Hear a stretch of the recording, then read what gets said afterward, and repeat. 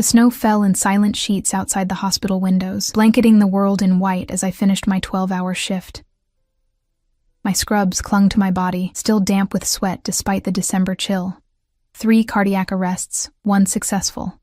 The weight of the 2 we'd lost hung on my shoulders as I trudged toward the staff locker room.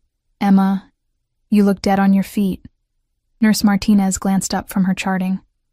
"Go home before you collapse." I managed a weak smile. "Just need to change and I'm out of here." My fingers trembled slightly as I dialed the combination to my locker. Exhaustion. Just exhaustion, I told myself, ignoring the gnawing hunger that had become my constant companion these past months. The meager hospital salary barely covered rent and student loans, leaving little for luxuries like properly stocked groceries or heating that actually worked. The mirror inside my locker door reflected a stranger, hollow-cheeked, dark circles beneath once bright blue eyes, blonde hair pulled back in a messy bun. 27 and I looked 40. I changed quickly, exchanging scrubs for worn jeans and layers of sweaters. My apartment would be freezing tonight. Outside, the hospital's employee exit spilled into the service area where ambulances occasionally idled. Tonight, the space was occupied by something entirely different. A gleaming black Bentley, its windows tinted to impenetrable darkness, engine purring with quiet power. I almost walked past it, assuming it must be waiting for someone important. No one I knew drove anything more luxurious than a 10-year-old Honda. The rear door swung open as I approached. "Miss Matthews?" The driver's voice cut through the snowfall, deep and formal. He wore a black suit despite the hour and weather, standing rigid beside the open door. Behind him, I caught glimpses of another man, larger, scanning the perimeter with practiced efficiency. I stopped, clutching my bag closer to my body. "I'm sorry. You must be mistaken." "Emma Matthews, night shift nurse, cardiac unit." His tone conveyed certainty, not question. A chill that had nothing to do with the snow slithered down my spine. "How do you know my name?" "My employer wishes to speak with you. It concerns your father." "My father." The words hit like a physical blow. Daniel Matthews had disappeared 3 years ago, leaving behind nothing but debts, broken promises, and a daughter struggling to finish nursing school while working double shifts.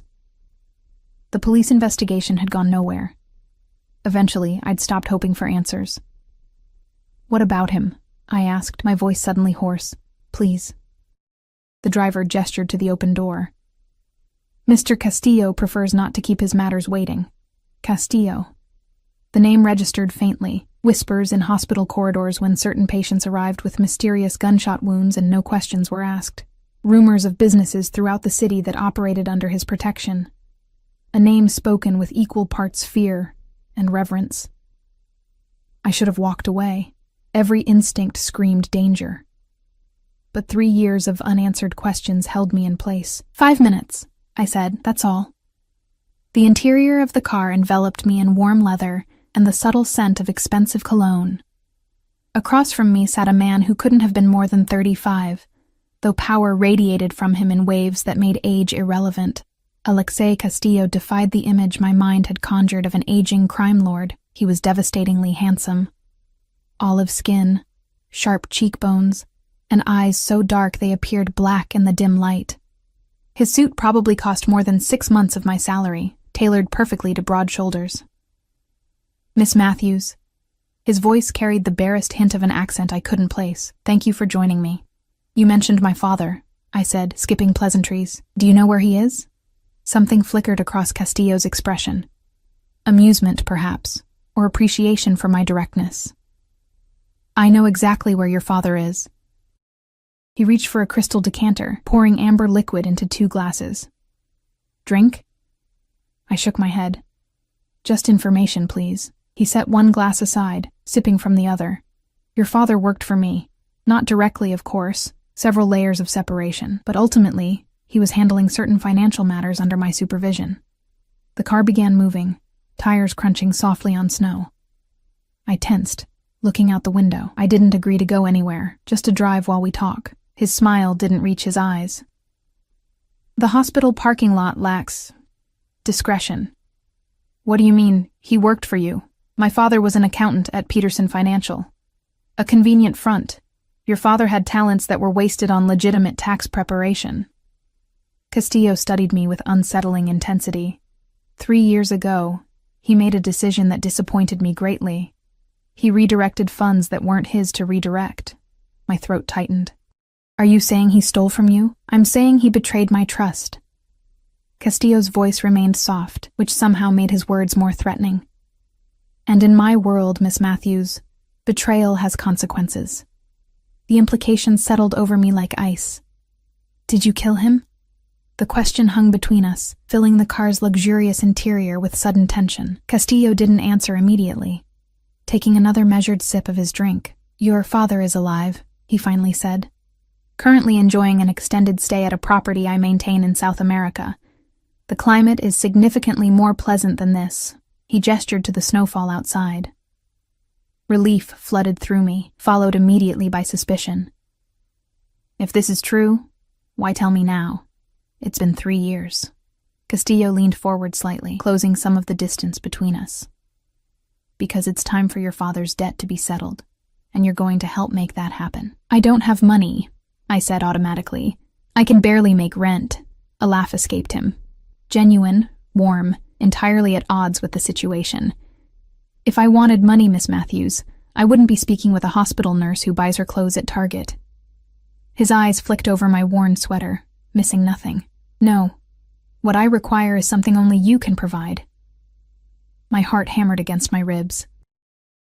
The car had entered an area of the city I didn't recognize. Old industrial buildings converted to high-end lofts, streets emptier and cleaner than my neighborhood.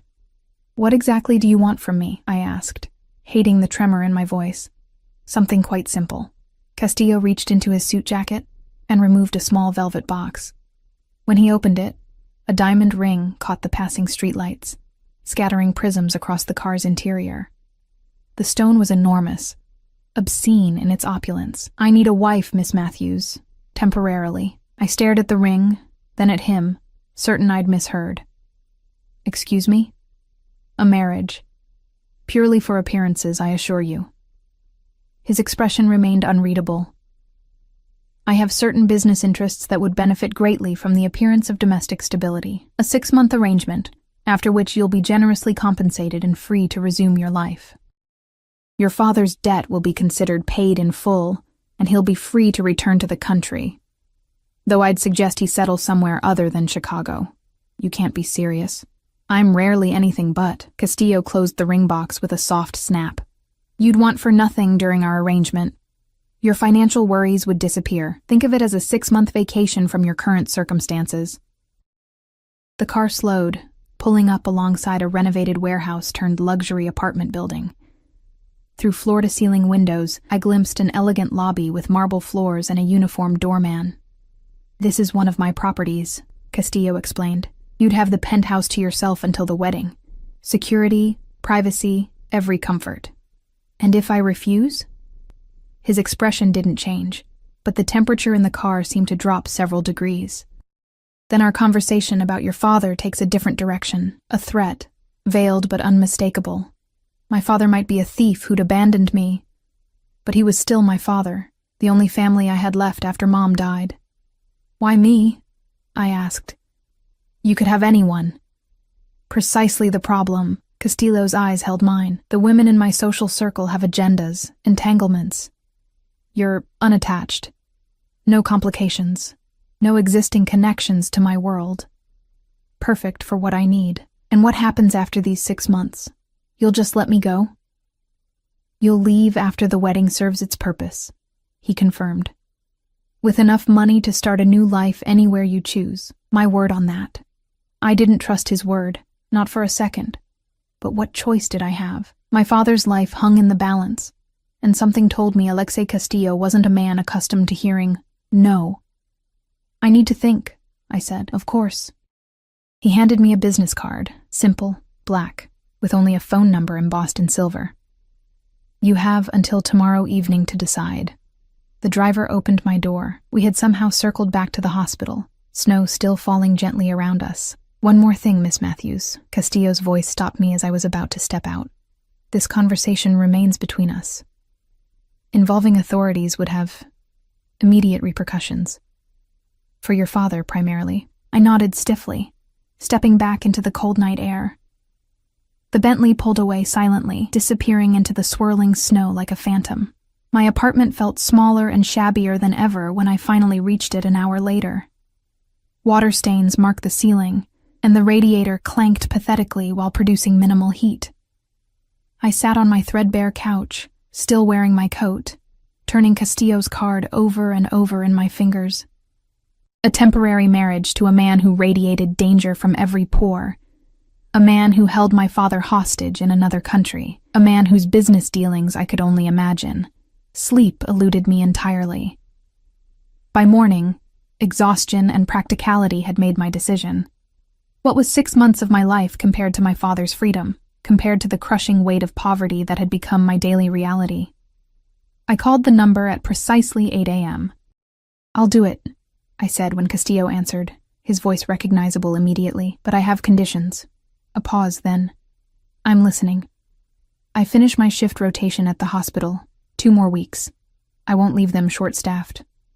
"Admirable, if inconvenient. Continue. I want proof my father is alive, and I want to speak with him. Arrangements can be made for a phone call. Video would be complicated, given his location." I took a deep breath.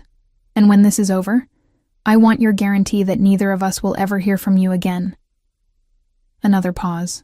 Longer this time. "That can be arranged. Anything else?" "Just one thing." I gripped the phone tighter. "No one gets hurt because of this arrangement. Whatever your business is, I won't be part of anyone getting hurt." Castillo's laugh was soft, almost gentle.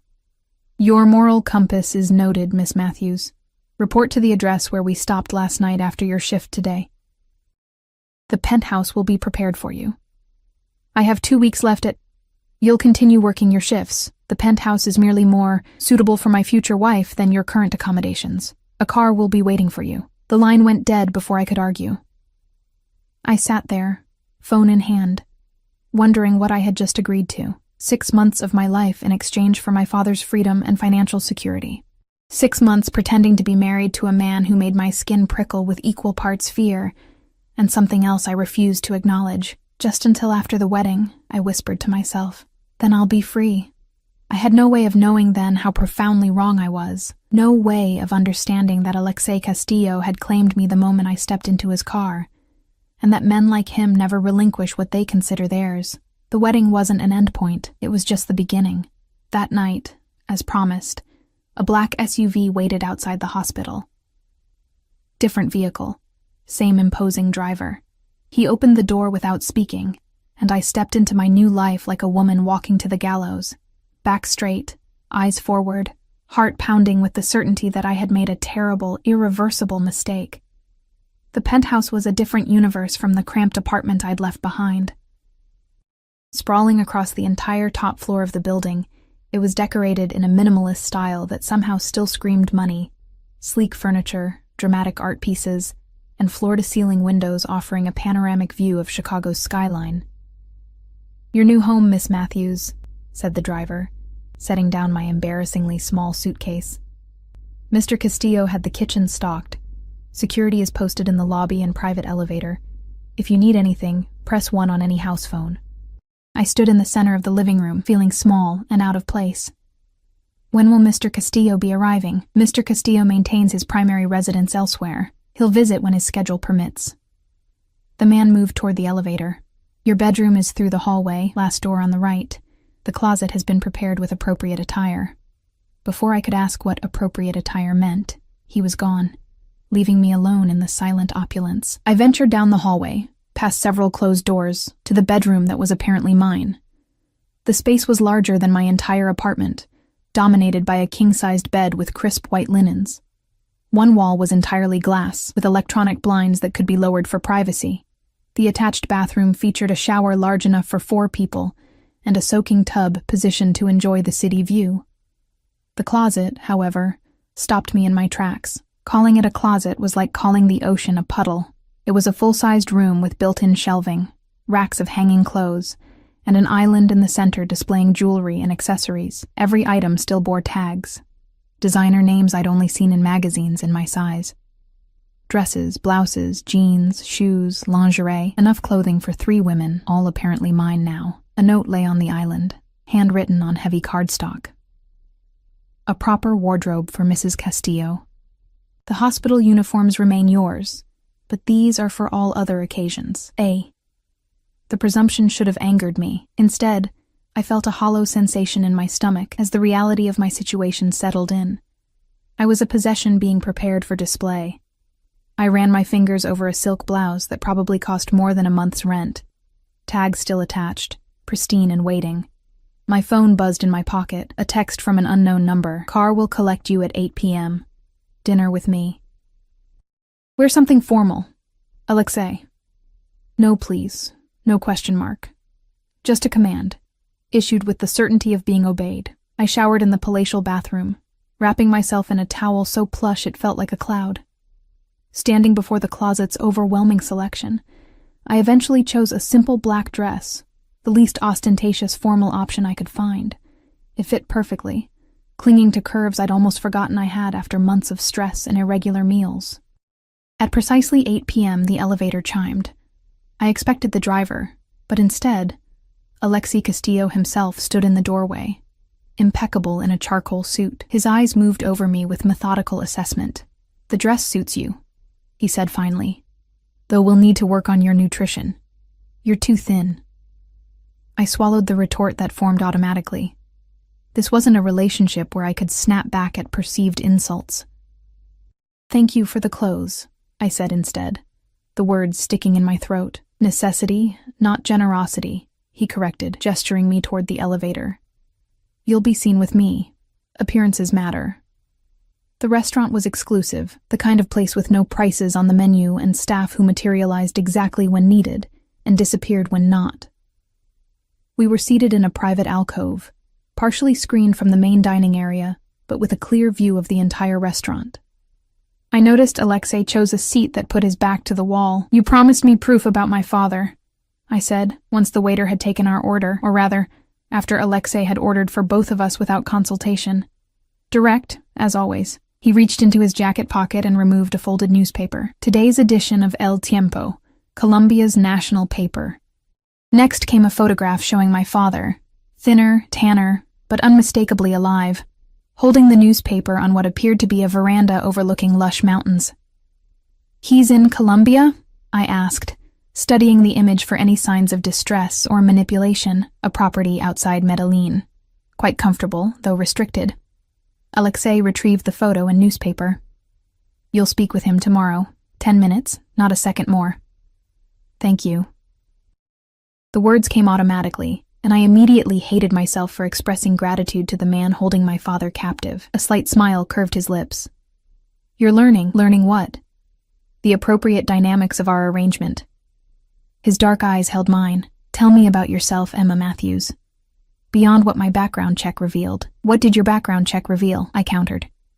"Everything that exists on paper. Born in Evanston to Daniel and Sarah Matthews. Mother died of breast cancer when you were 16. Accelerated your way through nursing school with excellent grades despite working part-time. Currently specializing in cardiac care with a spotless professional record. No serious relationships in the past 2 years. No criminal history. Struggling financially due to student loans and your father's abandoned debts." He sipped his wine. "But paper doesn't capture essence." Our food arrived. Perfectly seared scallops for me. Steak for him. I pushed the food around my plate, appetite diminished by his clinical recitation of my life. "There's not much more to tell," I said finally. "I work. I sleep. I work again." "No hobbies? Passions? Dreams beyond hospital corridors?" The question caught me off guard. I'd buried such thoughts so deeply beneath survival needs that they felt like luxuries belonging to someone else. "I used to paint," I admitted. "Watercolors mostly. Landscapes." Something flickered in his expression. Interest, perhaps. "When did you stop?" "When 3 jobs and nursing school consumed every hour." I took a small bite of scallop, the delicate flavor barely registering. "Why the interest in my hobbies? They're hardly relevant to our arrangement." "Everything about you is relevant." He cut his steak with precise movements. "You'll be living in my world. interacting with my associates. The more I understand you, the better I can predict your behavior. I'm not that complicated. I agreed to your terms. I'll play the part.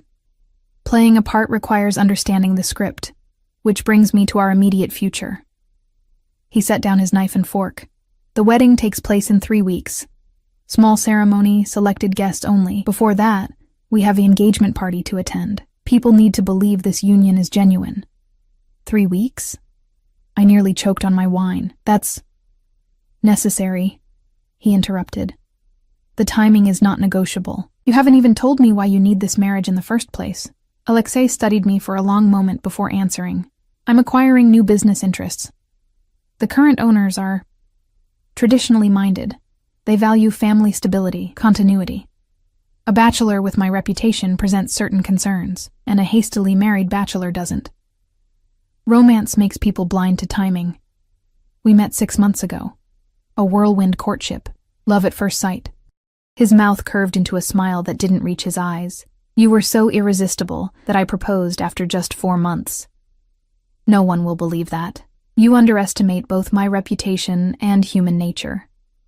People believe what they wish to believe, especially when the alternative conflicts with their interests. He reached across the table, taking my left hand in his. His skin was warm, the touch startling despite its gentleness.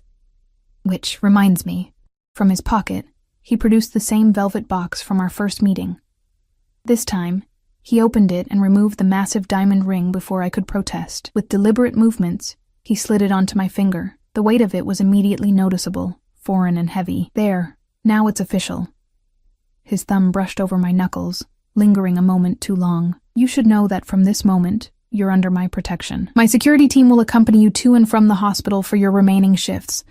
You don't go anywhere unescorted. That's not necessary, I protested. I've managed on my own for years. His expression hardened. It's non-negotiable. You're mine now, at least in the eyes of the world. That makes you both valuable and vulnerable. The possessive declaration sent an unexpected shiver down my spine. I'm not yours. This is a business arrangement with an expiration date. Semantics.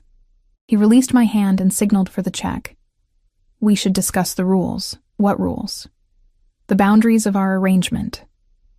His voice lowered, though there was no one near enough to overhear. Rule 1. Absolute discretion. Nothing about the true nature of our relationship leaves your lips, not to anyone. Rule 2. You follow my security protocols without question. Rule 3. In public, we are convincingly enamored. No one can suspect this is anything but a love match. The server appeared with the check, which Alexei signed without looking at the amount. When we were alone again, I asked, "And what are your obligations in this arrangement?" His eyebrows raised slightly, as if surprised by my audacity. I keep your father alive and eventually free him. I provide for your every material need. I protect you from the less savory elements of my world. He stood, extending his hand to help me up. And I return your freedom after 6 months, as agreed.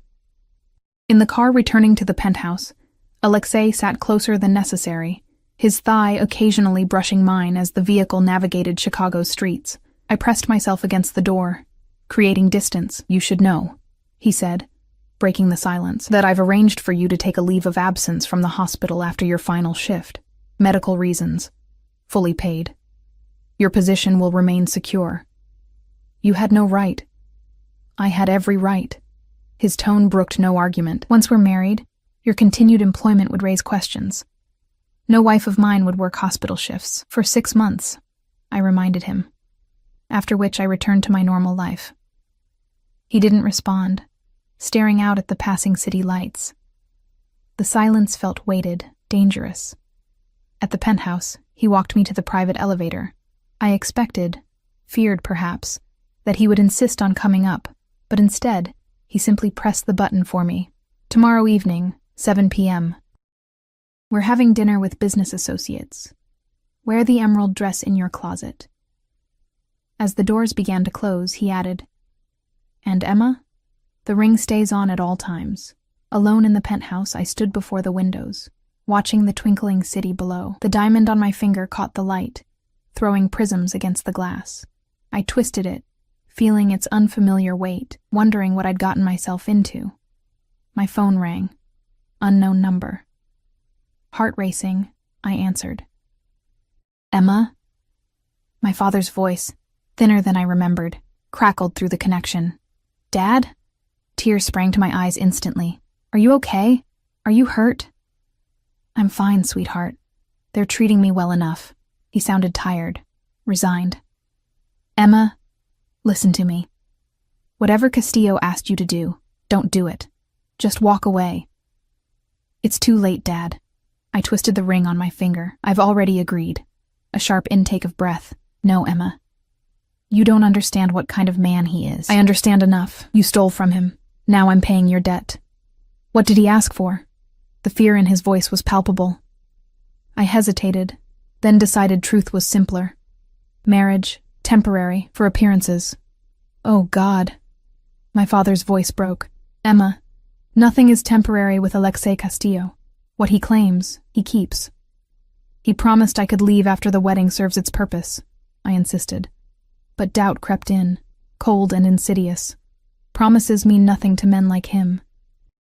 My father's voice lowered urgently. Listen to me. I never stole from him. I discovered something I shouldn't have. Evidence of what he really does, who he really is. That's why he's keeping me here. Before I could respond, the line went dead. I redialed frantically, but a mechanical voice informed me the number was no longer in service. I sank to the floor, back against the cold window glass, the city lights blurring through my tears. My father's warning echoed in my mind, competing with Alexei's smooth assurances. I looked again at the ring on my finger. Not just jewelry now, but a shackle binding me to a man whose true nature I was only beginning to comprehend. Outside, snow began falling again, soft flakes swirling past the windows like silent witnesses to the bargain I had struck. In 3 weeks, I would become Mrs. Castillo in name. But something in Alexei's eyes when he'd slid the ring onto my finger suggested he had no intention of ever letting me go, regardless of what he had promised. 6 months. I just had to survive 6 months. Then freedom, for both my father and myself. At least, that's what I desperately needed to believe. The emerald dress hung on my body like liquid, the color vivid against my pale skin. 3 weeks had passed in a whirlwind of carefully orchestrated appearances, each designed to establish our fictional romance as truth. Tonight was the engagement party, the final public performance before the wedding itself. I barely recognized myself in the mirror. Regular meals in the penthouse had filled out the hollows in my cheeks. The constant presence of Alexei's personal stylist had transformed my previously neglected hair into a glossy curtain that fell past my shoulders. The woman staring back at me looked polished, expensive, and completely foreign. Perfect, came Alexei's voice from the doorway. He leaned against the frame, watching me with that intensity that still made my skin prickle after weeks in his company. You look like you were born for this life. Appearances can be deceiving, I replied, fastening a pair of diamond earrings, another addition to the growing collection of jewelry he'd provided. Isn't that the point of all this? He crossed the room, stopping behind me. Our eyes met in the mirror's reflection. Sometimes, what begins as deception becomes truth. His hand settled on my shoulders, warm and heavy. Are you ready? The guests will be arriving soon, I nodded, unable to form words with him so close. Over the past weeks, Alexei had maintained a careful physical distance, never crossing lines that would make our arrangement more complicated than it already was. But there were moments, like now, when something shifted in his eyes, something possessive and hungry that made my heart race with equal parts fear, and something I refused to name. The engagement party was being held in the penthouse's expansive living area, transformed by an army of event planners into an elegant reception space. Flowers arranged in dramatic displays, champagne flowing freely, catering staff moving discreetly among the gathering crowd. Remember, Alexei murmured as we prepared to greet the first guests. These people aren't just social acquaintances. Every person here has significance to my business interests. Every conversation has purpose. I know my role, I assured him. The script had been drilled into me over countless dinners and outings. Adoring fiancé, captivated by Alexei's charm and generosity. blissfully ignorant of the darker aspects of his empire. The elevator delivered the first wave of guests. Men in expensive suits accompanied by women dripping in jewels that made my borrowed diamonds seem modest in comparison. I plastered on a smile and took my position beside Alexei, his hand resting possessively at the small of my back. "Alexei, you sly devil," boomed a silver-haired man with a Russian accent. "When you said you'd found a bride, we thought perhaps you'd finally lost your mind.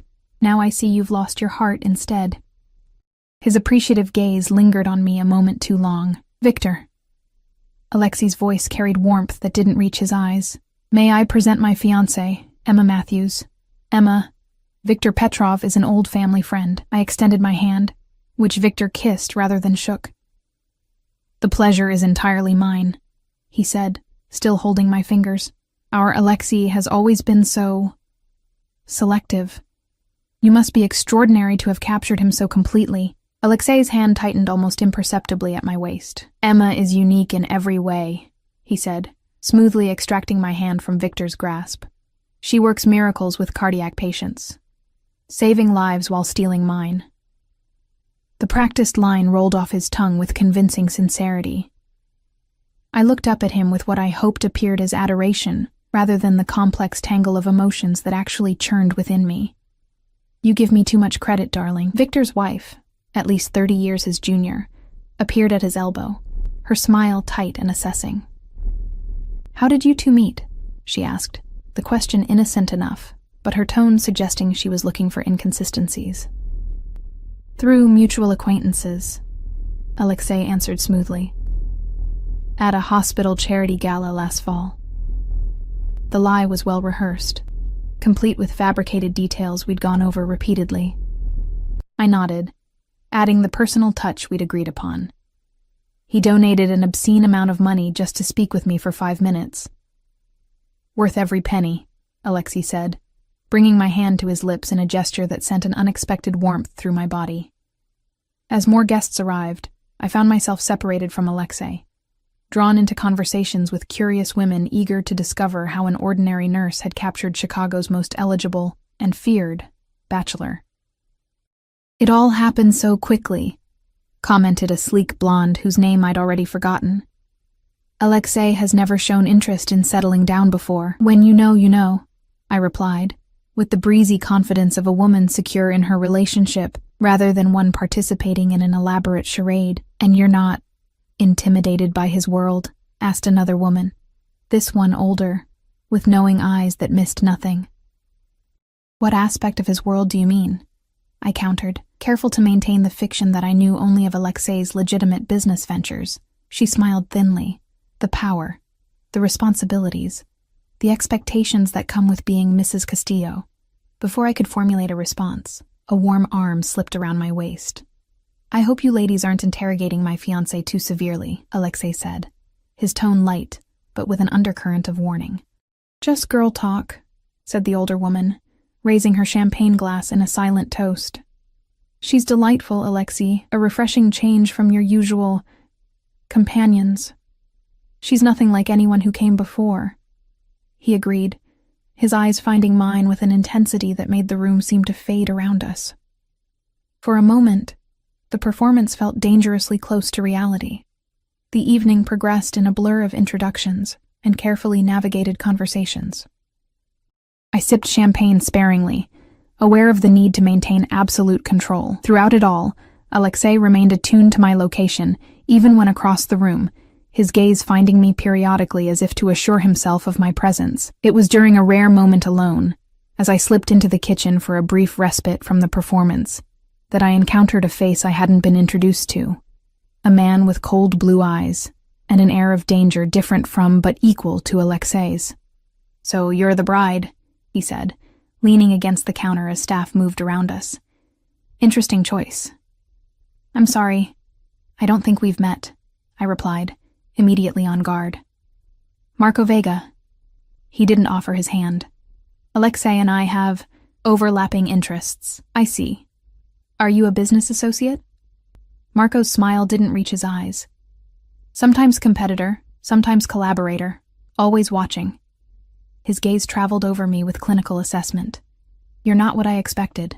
What did you expect? Someone more aware of what she's walking into. He stepped closer, lowering his voice. Alexei doesn't do temporary, sweetheart. Whatever he told you about this arrangement, I guarantee there's more to it. My heart stuttered. I don't know what you're talking about. No? Marco's eyes narrowed. Your father's situation in Colombia is precarious. Did Alexei mention that the property where he's staying belongs to me, not him? That your daddy's continued comfort depends entirely on my goodwill? The blood drained from my face. What do you want? Smart girl, cutting to the chase. Marco glanced toward the doorway. I want you to remember that Alexei Castillo isn't the only power player in this game. When the time comes, and it will, remember who really holds your father's leash. Before I could respond, a shadow fell across the doorway. Alexei stood there, his expression pleasant but his eyes murderous as they fixed on Marco. Vega, he said, voice deceptively soft. I don't recall seeing your name on the guest list. Marco straightened, smiling easily. I was in the neighborhood. Thought I'd congratulate the happy couple personally. He nodded to me. Your fiancé is charming, Castillo. Hold tight to this one. The tension between the men was palpable, crackling in the air like electricity before a storm. Alexei moved to my side, his arm around me, possessive, territorial. Emma, he said, not taking his eyes off Marco. Would you mind checking on the caterers about the dessert service? I need a moment with Mr. Vega. It wasn't a request. I slipped from his grasp, heart pounding as I left the kitchen. Instead of finding the caterers, I pressed myself against the wall just outside the door, straining to hear their conversation. Stay away from her. Alexei's voice had lost all pretense of civility. Touchy, aren't we? Marco's tone was amused. I'm just curious about the woman who finally tamed the notorious Alexei Castillo, especially when she appeared so suddenly, right when you need to present a stable image to the Colombians. My personal life is not your concern. It is when it intersects with my business interests. Does she know what you're really using her for?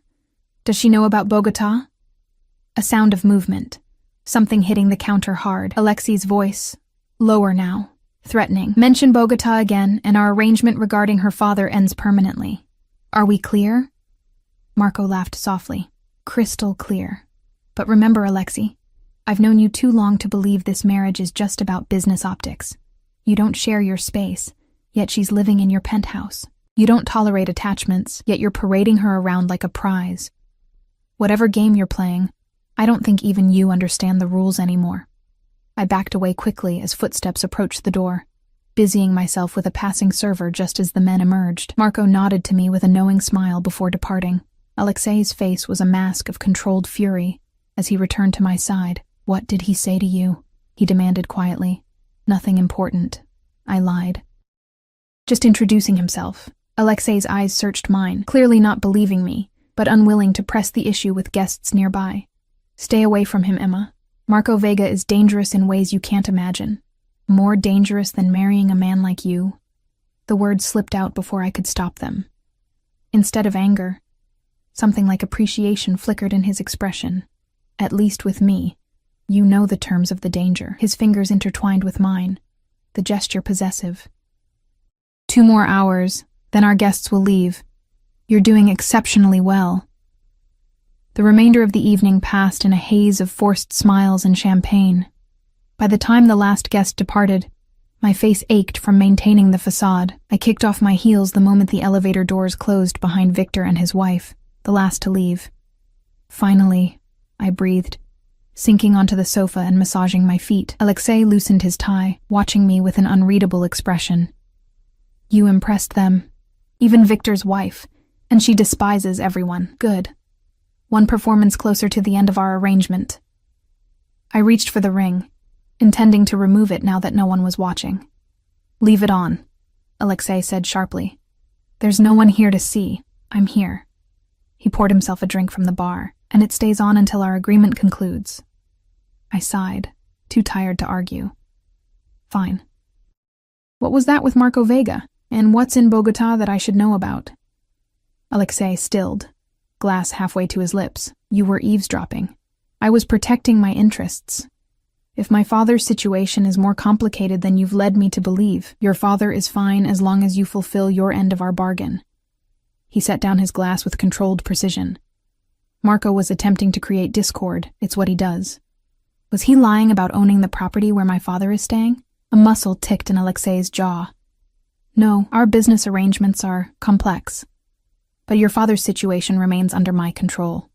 And Bogota is none of your concern." His tone left no room for argument. "You agreed to play a role, Emma, not to become involved in my business affairs." I stood, suddenly angry. "I agreed to a temporary marriage to save my father. If there's more to this arrangement than you've disclosed, I deserve to know." Alexei crossed the room in 3 long strides, stopping inches from me. This close, I could smell his cologne, feel the heat radiating from his body. "There are aspects of my world you're safer not knowing," he said, voice dangerously soft. "Trust that I'm protecting you by keeping certain information compartmentalized." "Trust?" I laughed bitterly. "You're holding my father hostage. You've forced me into a fake engagement. Trust isn't exactly the foundation of our relationship." Something flickered in his dark eyes. Hurt, perhaps, quickly masked by iron control. "The wedding is in 5 days. After that, the most difficult part of our charade will be complete." His hand rose, fingers brushing a strand of hair from my face with unexpected gentleness. "You should rest. Tomorrow we have the final fitting for your dress." The sudden shift in his demeanor left me off balance. "Alexei," I said, holding my ground despite his proximity.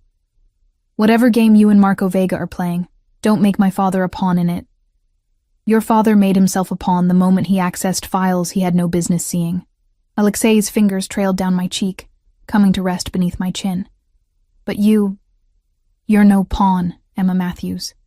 Never make the mistake of thinking you are." Before I could process his words, he leaned down and pressed his lips to mine. Our first kiss, brief but deliberate, sending an electric current through my body that left me frozen in shock. "Get some sleep," he murmured, stepping back. "The staff will clean up in the morning." He turned and walked toward the elevator, leaving me standing in the middle of the empty party, fingers pressed to lips that still tingled from his touch, mind racing with questions I was increasingly afraid to have answered. As the elevator doors closed behind him, I sank back onto the sofa, surrounded by the remnants of our fraudulent celebration. 5 days until the wedding, 5 days until I officially became Mrs. Castillo. And despite all evidence suggesting I should run as far and fast as possible, some traitorous part of me wondered what it would be like if this weren't all an elaborate performance. If the possessive gleam in Alexei's eyes when he looked at me were genuine. If that kiss had been born of desire rather than calculation. Dangerous thoughts. Especially since Marco Vega's warning continued to echo in my mind. Alexei doesn't do temporary. The diamond on my finger caught the light, winking at me like it knew secrets I had yet to discover. Secrets that might prove Marco right. That once Alexei Castillo claimed something, he never let it go. The morning of my wedding dawned crisp and clear, sunlight spilling through the penthouse windows and golden ribbons that belied the turmoil inside me. 5 weeks ago, I had been a nurse struggling to pay rent. Today, I would become the wife of one of Chicago's most feared men. "Arms up," instructed the stylist, lifting the custom wedding gown over my head. The silk settled against my skin like water, cool and fluid. 2 assistants immediately began fastening the long row of tiny pearl buttons that ran down my spine. I hadn't seen Alexei in 2 days.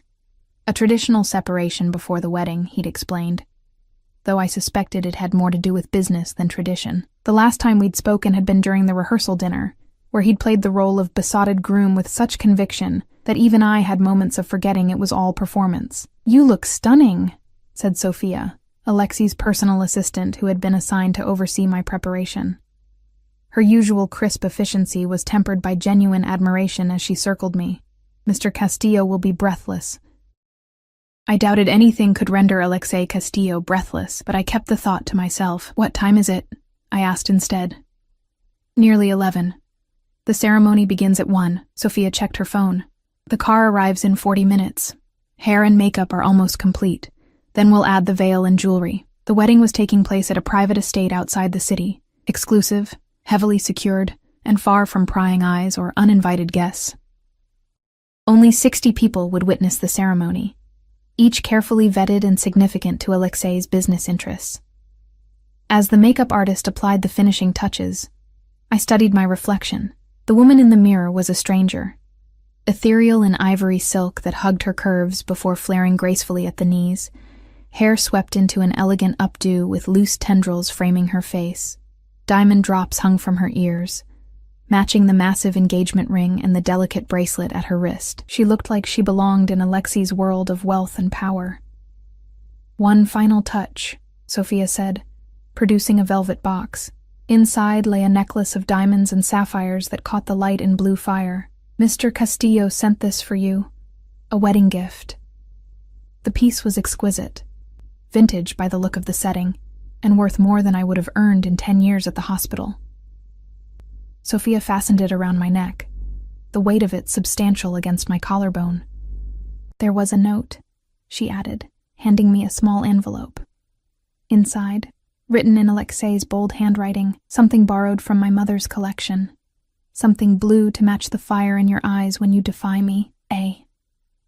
My fingers trembled slightly as I refolded the note. The gift was too personal, too thoughtful for our arrangement. Like the kiss after the engagement party, it blurred lines that needed to remain clear. The ride to the estate passed in silence, the privacy screen up between me and the driver. Sophia had gone ahead to ensure everything was prepared. I watched the city give way to countryside, mentally rehearsing the vows I would recite.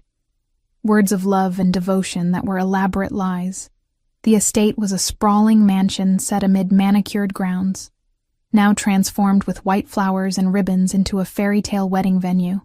Security personnel in suits that barely concealed their weapons patrolled discreetly.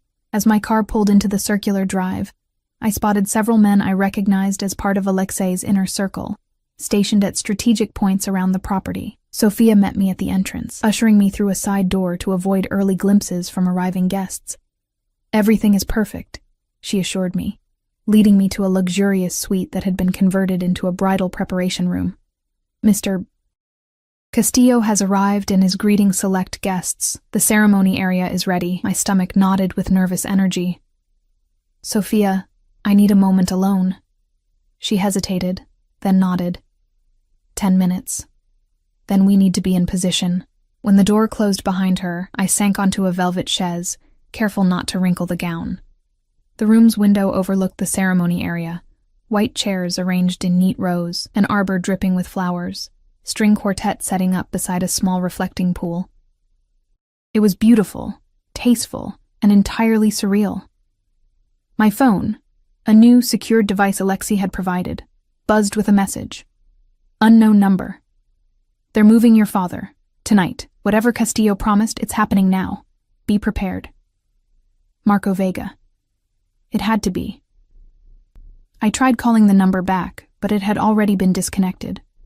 Before I could process the implications, a soft knock came at the door. "Emma?" Sophia's voice. "It's time." The ceremony was a blur, faces turning as I walked down the aisle alone. No father to give me away, a detail that felt cruelly ironic. Alexei waiting at the arbor looking devastating in a black tuxedo, his expression softening in apparent wonder as I approached. For something arranged purely for appearances, no detail had been overlooked. The vows we exchanged were personalized. Romantic without being maudlin, Alexei's hands remained steady as he slid the platinum band onto my finger, while mine trembled slightly as I performed the same action. When the officiant pronounced us husband and wife, Alexei's kiss was gentle but possessive, lingering just enough to elicit approving murmurs from the assembled guests.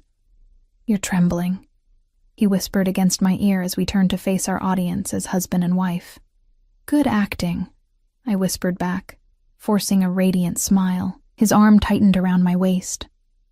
"You're magnificent," he said.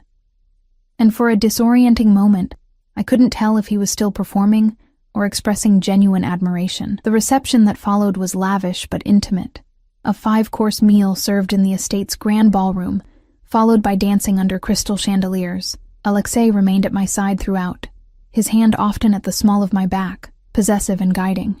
To anyone watching, We appeared deeply in love, exchanging glances, laughing at private jokes, moving together as if we'd been partners for years, rather than reluctant collaborators for weeks.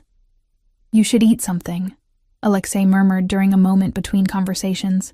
"You've barely touched your plate." "I'm not hungry," I replied, eyes scanning the room for any sign of Marco Vega among the guests. He wasn't there, either not invited or deliberately keeping his distance. "What's wrong?" Alexei's perception was unnervingly acute. "Something's changed since this morning." I met his gaze, searching for deception. "They're moving my father tonight." His expression remained carefully neutral, but a muscle ticked in his jaw. "Who told you that? Does it matter? Is it true?" Alexei glanced around, ensuring no one was within earshot. "Yes. It was always the plan. Once the wedding was complete, your father would be relocated to ensure his safety during the next phase." "Next phase?" My fingers tightened around my champagne flute. "What next phase? Our agreement was that he would be released after the wedding. And he will be. But these things require careful timing and coordination." Alexei's hand covered mine, ostensibly affectionate but effectively stopping me from causing a scene. "This isn't the place for this conversation, Emma." "When is the place? You've been evading my questions for weeks." I kept my voice low, but couldn't hide the anger. "I fulfilled my part of the bargain. I married you. Now I want my father free." Alexei's dark eyes held mine, something unreadable shifting in their depths. "And you'll have what you want. But there are complications that have arisen. Vega's interference being one of them. What does Marco Vega have to do with my father?" "Later," Alexei said firmly, as Viktor Petrov approached our table. "For now, be my wife." The rest of the reception passed in a haze of forced smiles and mechanical responses. I danced with Alexei, my body going through the motions while my mind raced with possibilities. If my father was being moved tonight, it created both risk and opportunity. Whatever Alexei's next phase entailed, I needed to ensure my father's safety before things became even more complicated. As the evening progressed, I noticed Alexei engaged in what appeared to be tense conversations with several men I didn't recognize. Conversations that took place in corners, behind pleasant smiles that didn't reach their eyes. Business, conducted between champagne toasts at his own wedding. It was after midnight when we finally bid farewell to the last guests. The staff had begun dismantling decorations, and the security team was conducting final sweeps of the property. Alexei's hand remained possessively at my waist as we climbed the grand staircase to the suite where we would supposedly spend our wedding night. "Your things have been moved to the master bedroom," he said as he unlocked the door. "We'll stay here tonight, then fly to the Cayman Islands in the morning for a brief honeymoon." "Honeymoon?" I stepped away from him once the door closed behind us. "That wasn't part of our agreement." "Appearances, Emma. Newlyweds take honeymoons." He removed his tie with efficient movements. "It's only for 3 days. Then we return to Chicago and settle into married life." I stared at him, finally giving voice to the question that had been building for weeks. "What happens after the 6 months, Alexei? Really?" He paused, studying me with those unfathomable dark eyes. "You're free to go, as agreed. Your father will be established with a new identity in a location of his choosing, with sufficient funds to start over. You'll receive the compensation promised. And divorce? When the time is right." He resumed undressing, removing his jacket and cufflinks with methodical precision. "For now, we have more pressing concerns. Your father is indeed being moved tonight. Marco Vega has been trying to leverage his position to gain advantage. I need to ensure the transfer happens according to my terms, not his." I sank onto the edge of the bed, suddenly exhausted. "I don't understand any of this. What does Marco want? What do you want? Why is my father so important?" Alexei was silent for a long moment, as if weighing how much to reveal. Finally, he sat beside me, careful to maintain a small distance between us. "Your father discovered evidence of money laundering through seemingly legitimate businesses, operations that implicated not only me but several international partners, including Marco Vega. But what he found went deeper than financial crimes.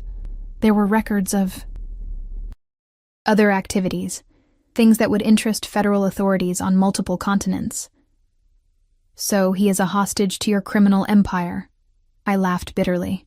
At least be honest about that much.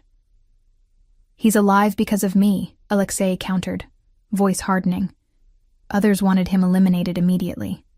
I argued for containment instead, and then used him to force me into this arrangement. I gestured at my wedding dress, still immaculate despite the long day. What was so important about marrying me? The business story is wearing thin, Alexei. No one needs a wife this badly for business optics. His eyes locked with mine, intensity radiating from him in almost palpable waves. The first time I saw you, really saw you, not just a photograph in a file, was 6 months ago. You were leaving the hospital after a double shift. It was raining. You gave your umbrella to an elderly patient who was waiting for transport. The memory surfaced hazily, a rainy evening. An old man with trembling hands. My impulse to ensure he stayed dry while waiting for his ride. You were watching me. I was there regarding another matter. But I noticed you. Your compassion. Your quiet dignity despite obvious exhaustion. I had you investigated out of curiosity. Discovered your connection to Daniel Matthews. It seemed fortuitous. Fortuitous? Anger flared hot in my chest. You've been manipulating my life for 6 months? I've been protecting you, he corrected. Your father's activities put both of you in danger. Marco Vega and others would have eliminated both of you to tie up loose ends. I prevented that. By keeping him prisoner and forcing me to marry you. I stood, needing distance from him. That's not protection, Alexei. That's control. Yes. The simple admission caught me off guard. I wanted you. The situation with your father provided leverage. I'm not a good man, Emma. I don't pretend to be. The confession hung in the air between us. I stared at him, trying to reconcile the calculated manipulation with the man who had looked at me with genuine wonder as I walked down the aisle, who had noticed me giving away an umbrella in the rain 6 months ago. What happens now? I finally asked. Tonight, with my father. Now, we maintain appearances. Alexei stood, approaching me with measured steps. We're newlyweds. The estate staff expects us to retire for the night together. Meanwhile, my most trusted men are overseeing your father's relocation from Colombia to a secure location in Panama. And tomorrow? Tomorrow we fly to the Caymans as planned. 3 days there, maintaining our cover while things settle, then back to Chicago. I shook my head, a bitter laugh escaping me. And I'm just supposed to trust you? After learning you've been manipulating me for months? Alexei reached out slowly, his fingers brushing my cheek in a gesture so gentle it made my breath catch. Trust that I want you safe. Trust that I will keep my word regarding your father's freedom. His thumb traced my lower lip. The rest is more complicated. The air between us seemed to charge with electricity. Despite everything, the lies, the manipulation, the danger, my traitorous body responded to his proximity, to the intensity in his gaze. I need to change, I said abruptly, stepping away from his touch. This dress weighs a ton. Alexei nodded, allowing me the escape. The bathroom is through there. Your things are in the closet.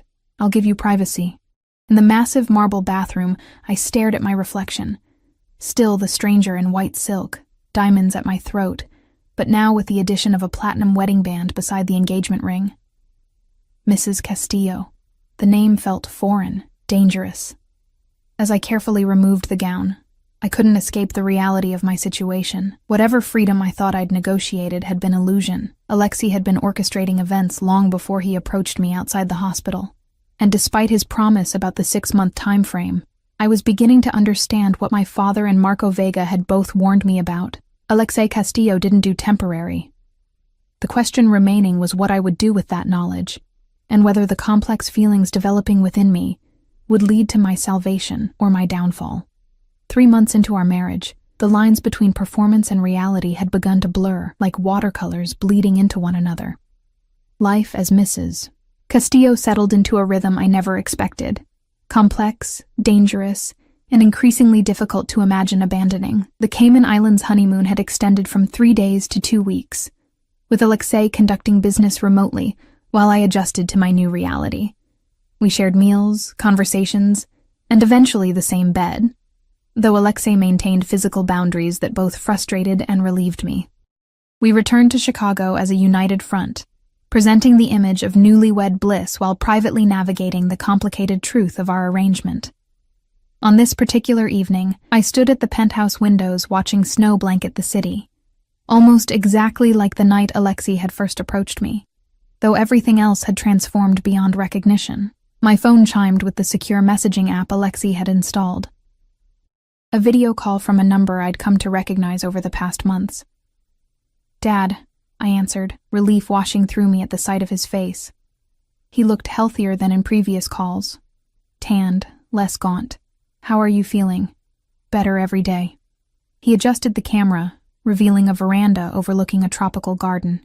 "The doctors here are excellent. Lung capacity improving, they say."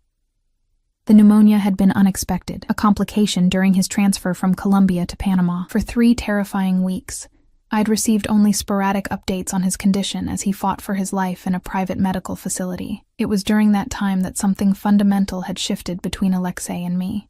"Emma." My father's voice drew me back to the present.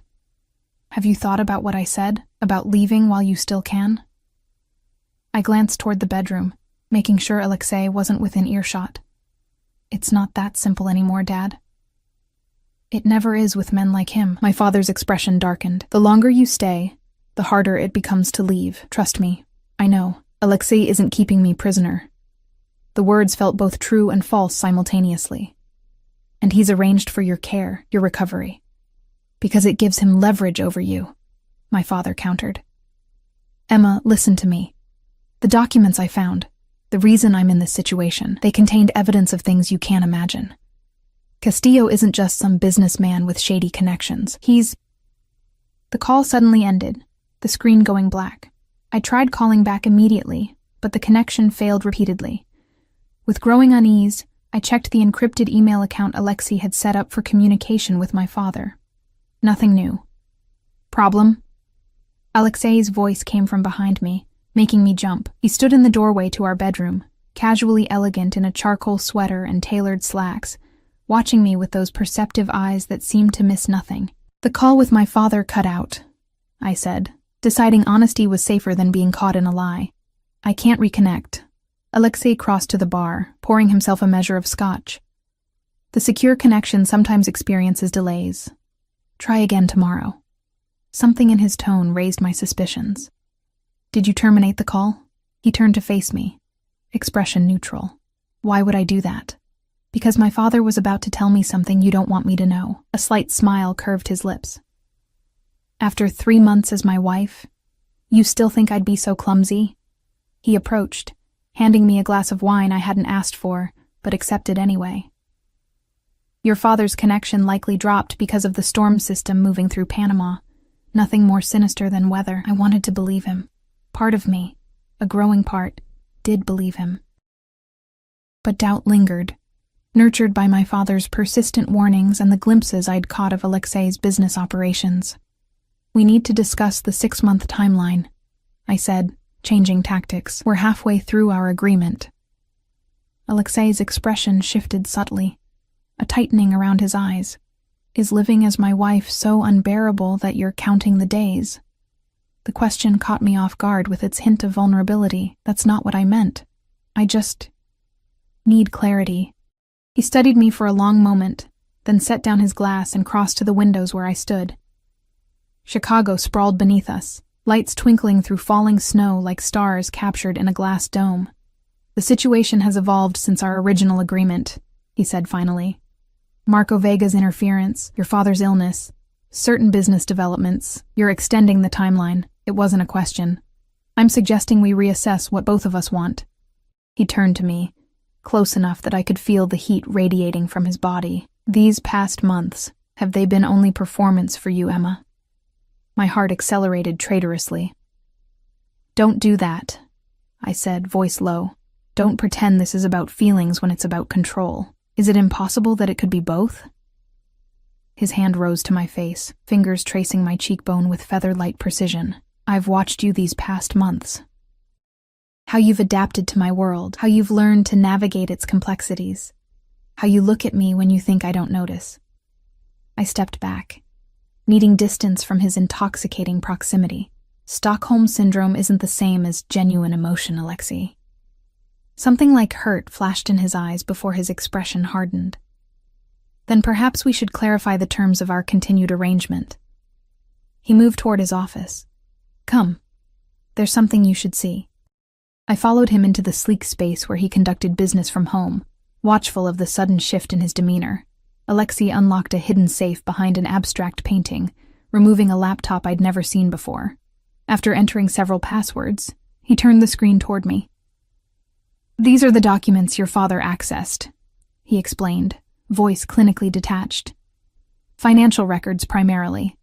Routing of funds through shell corporations across 12 countries. Evidence of tax evasion, certainly, but nothing that justifies his continued insistence about my supposedly monstrous nature. I scanned the spreadsheets and banking information, recognizing my father's organizational style in certain details. This is what he stole from you? Not exactly. He copied these, yes, but what concerned me was his access to other files. Alexei typed another password, opening a folder containing photographs. These. The images showed Alexei with various individuals. Some I recognized from news reports as political figures, others unfamiliar but clearly wealthy and powerful. Nothing overtly criminal, but the context suggested meetings that weren't meant to be documented. Compromising, but hardly worth kidnapping over, I observed. Keep scrolling. Further down were more disturbing images. Marco Vega, with individuals who appeared unconscious or injured. Documentation of what looked like human trafficking operations. Evidence of violence I could barely process. These aren't my operations, Alexei said quietly as I stared in horror. They're Vega's. Your father stumbled onto evidence that Vega had been conducting these activities while using my legitimate business infrastructure as cover, without my knowledge or consent. I looked up from the screen. You expect me to believe you didn't know? I knew he operated in gray areas. I didn't know the extent. Alexei's expression was grim. When your father discovered these connections, Vega wanted him eliminated immediately. I intervened, both to protect your father and to gain leverage against Vega while I dismantled his operations within my territory. So my father wasn't stealing from you. He was gathering evidence against Marco Vega. Yes and no. He was stealing financial data from me, which is how he accidentally discovered Vega's operations. His motives weren't entirely pure. He intended to blackmail me with the tax information. Instead, he stumbled into something far more dangerous. The revelation shifted my understanding of everything that had happened. And our marriage? How does that fit into this? Alexei closed the laptop, securing it before returning it to the safe. Initially, as I told you, business appearances, stability. The Colombians wouldn't partner with someone they perceived as unstable or untrustworthy. He paused, seeming to weigh his next words carefully. But I could have managed that other ways. The truth is, I wanted you. From that first night in the rain, the situation with your father provided opportunity. That's manipulation, not romance, I said. Though without the heat I'd have felt weeks earlier. I never claimed to court you ethically. A ghost of a smile touched his lips. I've built an empire through strategic calculation. I applied the same approach to acquiring you. I'm not an acquisition, Alexei. No, he agreed, moving closer. You've become much more than that, which complicates our original arrangement considerably. My pulse quickened as he approached.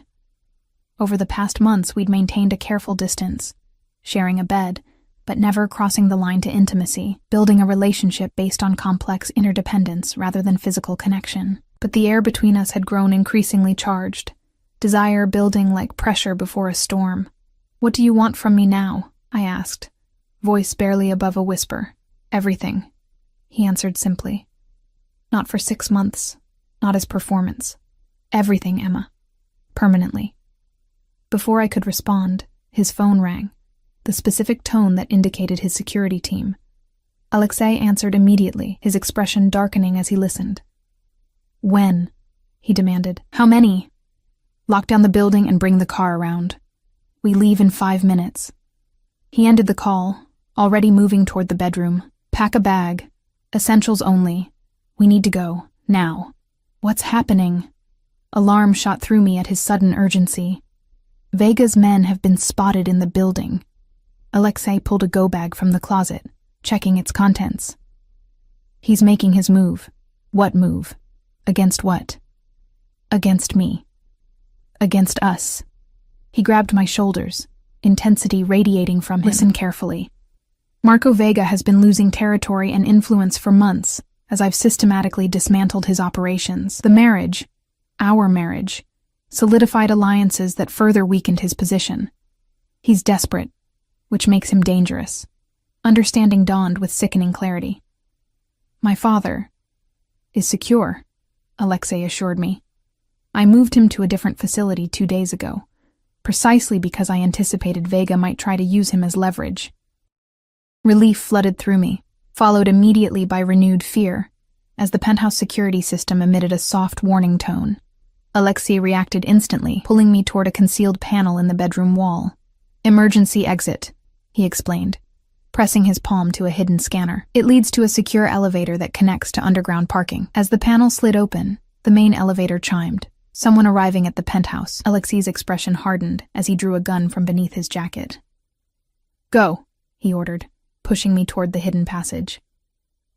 The elevator is already activated. It will take you to the garage level where Dmitri is waiting. He'll get you to the safe house. I'm not leaving you, I protested. This isn't a debate, Emma. His voice was steel, but his eyes held something I'd never seen before. Fear, not for himself, but for me. Vega won't kill me immediately. He needs information, but he will use you to break me. The main door of the penthouse crashed open, voices and footsteps suddenly filling the space. Alexei pushed me through the hidden doorway, then hesitated. Remember what I said, he murmured, pressing a hard, desperate kiss to my lips. Everything, Emma. That's what I want. When this is over, I want everything. Before I could respond, he closed the panel, sealing me into the narrow passage. Through the wall, I heard shouting, then Alexei's calm voice cutting through the chaos. The hidden elevator arrived silently, doors sliding open to provide escape. I stood frozen, torn between self-preservation and the sudden, overwhelming certainty that I couldn't leave him behind. Not now. Not after everything. The decision crystallized with startling clarity. I wasn't the same woman who had entered Alexei's car that snowy night, desperate and afraid. His world had changed me, hardened me in some ways, awakened me in others. Instead of entering the elevator, I pressed my ear to the wall, straining to hear what was happening in the penthouse. Vega's voice carried through faintly, smug and threatening. Alexei's responses were too low to distinguish, but the tension was palpable even through the barrier. I examined the passage, noticing a service panel near the floor, likely access to electrical or security systems. Kneeling, I pried it open, revealing a tangle of wires and a small control pad. My months living with Alexei hadn't been spent in idle luxury. I'd paid attention, learned the systems and protocols that protected his world. Now that knowledge might save his life. With careful precision, I accessed the security override, triggering the emergency protocols without activating the alarms. Throughout the building, security feeds would switch to backup servers, alerting Alexei's external team without warning those inside. It would take time for them to assemble. Time I needed to buy. The panel revealed another feature, a small monitor showing security camera feeds from the penthouse. I could see Alexei, seemingly relaxed despite being surrounded by 4 armed men, with Marco Vega pacing before him like a predator. "Where is she?" Vega demanded, voice now clear through the monitor's audio. "Where's your pretty nurse?" "Safe," Alexei replied simply. "Beyond your reach." Vega laughed. "Nothing is beyond my reach. Certainly not your wife. Did she enjoy the conversations with her father? The ones where I fed him information designed to turn her against you, piece by piece?" My blood ran cold at the revelation. The calls with my father, his escalating warnings, the specific accusations, had been manipulated by Vega. How much of what my father had told me was genuine concern, and how much was Vega's orchestration? "It doesn't matter," Alexei said, seemingly unaffected. "Emma makes her own decisions. And she'll decide to save her father's life, I'm certain. Vega held up his phone. One call, and the medical staff treating him will receive new orders. Unless you give me the access codes to the Colombian accounts. You're assuming her father is still where you left him, Alexei replied, a hint of satisfaction in his tone. A foolish assumption. Vega's expression contorted with rage. He nodded to one of his men, who struck Alexei across the face with his gun. Blood spilled from a cut above his eye, but Alexei remained composed, almost bored. You've made a critical error, Marco, he said, wiping blood from his face with his sleeve. You've entered my home and threatened my wife. There's no scenario where you leave here alive. As if on cue, the lights in the penthouse flickered, the result of my security override triggering the backup systems. Vega's men looked around nervously, but Vega himself remained focused on Alexei. Parlor tricks won't save you, Castillo. Your empire ends tonight. Everything you've built becomes mine, including your wife, if she's foolish enough to return. The monitor showed one of Vega's men approaching, with what appeared to be tools of torture. My heart pounded as I realized I was out of time. The emergency protocol would bring Alexei's team, but not quickly enough, making a decision that would forever alter the course of my life. I opened a small compartment beside the elevator controls, revealing a secondary security panel. This one required Alexei's personal code, a sequence I'd memorized weeks ago when he'd entered it. Believing I wasn't paying attention, the code activated a final safety measure: gas delivery through the penthouse ventilation system. Not lethal, but disabling. I had 20 seconds before it deployed. Moving swiftly, I took the gun from the emergency box beside the elevator, positioned myself at the hidden door's release mechanism, and began counting down. At 0, I heard the soft hiss of gas entering the main room, followed by confused shouts and coughing. I pressed the door release and slipped back into the bedroom, gun raised and a scarf pressed to my nose and mouth. Moving silently through the penthouse, I found chaos in the main room. Vega's men disoriented and struggling to breathe. Alexei already leveraging the confusion to free himself from his captors. Our eyes met across the room. Something passed between us: understanding, partnership, a commitment beyond contracts or coercion. Without hesitation, I fired at the man nearest Alexei, hitting him in the shoulder. Alexei immediately seized the opportunity, disarming another guard and taking control of the situation with brutal efficiency. Within moments, Vega's men were incapacitated. Only Vega himself remained semi-conscious. Staggering toward the elevator, Alexei intercepted him with cold precision, driving him to the floor with a calculated blow. "Emma," Alexei said, breathing heavily but otherwise composed, despite the blood on his face. "You should have gone to the safe house." "And leave you to handle this alone?" I kept my gun trained on Vega. "We're partners, aren't we? Isn't that what marriage means?" A smile, genuine, warm, transformed Alexei's face. "Yes," he said simply. "That's exactly what it means." The elevator chimed, delivering Alexei's security team, who quickly took control of the prisoners. As the penthouse filled with his men, Alexei pulled me into the quiet of his office, examining me with urgent concern. "Are you hurt?" His hands moved over me, checking for injuries. "I'm fine." I set the gun down on his desk. "But we need to talk about my father. About Vega's manipulation of our communications." Alexei nodded grimly. "Vega has been feeding him selective information, exploiting his concerns to turn you against me. Some of what he told you was truth, some carefully crafted lies. And where does that leave us?" I asked, the question encompassing far more than just the immediate situation. Alexei took my hands in his gaze intense. "That depends entirely on what you want, Emma. Our original agreement has been complicated by circumstances neither of us anticipated, including feelings neither of us anticipated," I added quietly. His eyes darkened. "Yes. You said you want everything," I reminded him. "Permanently." I meant it. His voice was rough with emotion. "But I won't hold you to an arrangement that began with coercion. When this is finished, when Vega is dealt with and your father is secure, you'll have a choice. Stay as my wife, my true partner in every sense, or take your freedom with my blessing." The offer, A genuine choice after months of having none, was perhaps the most sincere declaration of feeling Alexei could make. In his world of power and control, giving me the freedom to choose was his version of love. And my father? Will be free regardless of your decision, Alexei promised. His security is being arranged independently of our situation. New identity, comfortable funds, freedom to go wherever he chooses, with protection that will remain in place whether you stay with me or not. I studied his face, the sharp angles, the dark eyes that had once terrified me, and now held me captive in an entirely different way. When I walked into your car that night, I thought I was making a temporary sacrifice to save my father. I never imagined that you could come to care for a monster. His smile was self-deprecating, that I could find myself in the middle of a war between criminal empires, holding a gun and choosing a side. I corrected. That the side I'd choose would be yours. That somewhere between fear and obligation, I'd find something I wasn't looking for. Understanding dawned in his eyes. And what was that, Emma? A home, I said simply.